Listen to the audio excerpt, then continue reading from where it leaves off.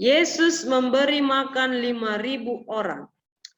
Suatu hari Yesus menyeberangi Danau Galilea dan Yesus ini sehari-harinya dia mengajar. Jadi dia mengajar dari pagi sampai sore ya, dia terus mengajarkan tentang kerajaan Allah, mengajarkan tentang apa yang harus dilakukan, apa yang dikehendaki Tuhan dan apa yang tidak dikehendaki Tuhan. Yesus mengajar. Orang banyak melihat dia kalau dia mengajar. Kadang dia mengajar di tepi pantai, kadang dia mengajar di bukit, kadang dia mengajar di rumah ibadat, kadang dia mengajar di alam bebas ya. Di mana saja Yesus gunakan untuk mengajar. Di tempat mana Yesus pergi, dia selalu menceritakan tentang kerajaan Allah kepada orang-orang.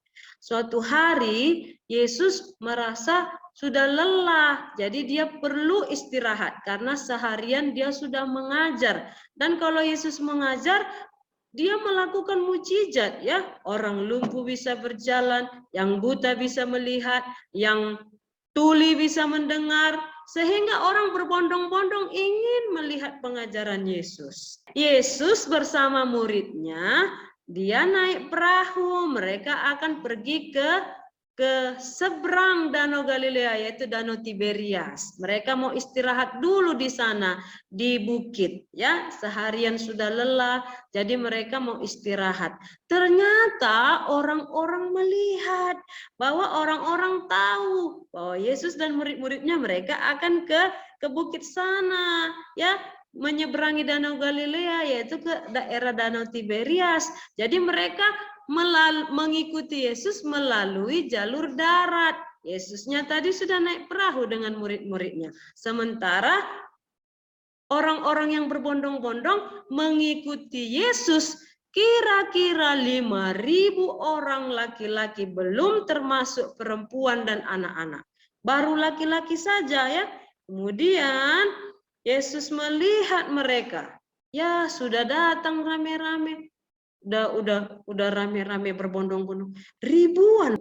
Kemudian Yesus sudah sampai di bukit, lalu murid-muridnya juga sudah ikut dengan dia. Mereka naik ke atas, mereka naik ke bukit ya. Oke, dan duduk di situ, duduk di sana.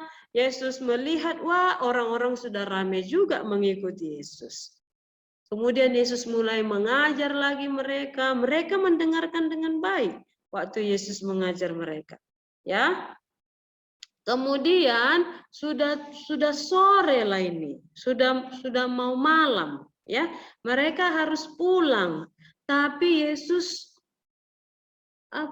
dia tidak sampai hati, tidak tega dia menyuruh orang-orang pulang. Nanti kalau pulang sudah sore, di tengah jalan mereka jauh rumahnya, belum makan, nanti bagaimana ya? Begitu.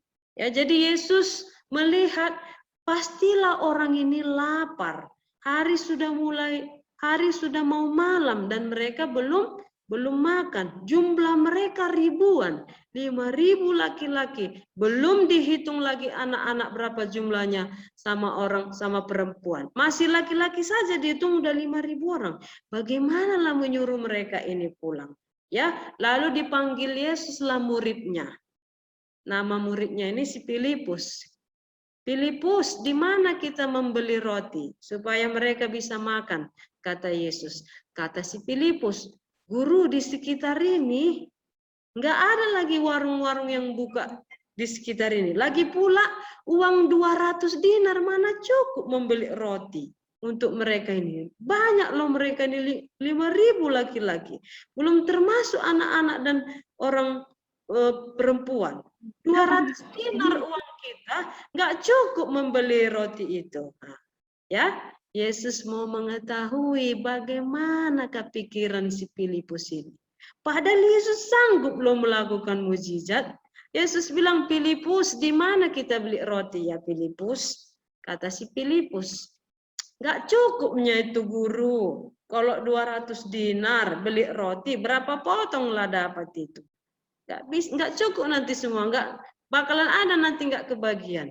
Ada yang nggak makan, Nanti jadi ribut lah nanti orang itu. Ada yang dapat, ada yang nggak dapat.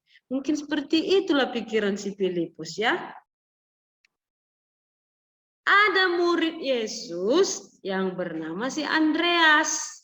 Si Andreas ini saudaranya si Simon Petrus. Abangnya mengikut Yesus, jadi murid Yesus, ikut juga adiknya, si Andreas. Ya, si Andreas juga mendengar bahwa Yesus bicara sama murid-muridnya. Filipus, di mana kita beli makanan?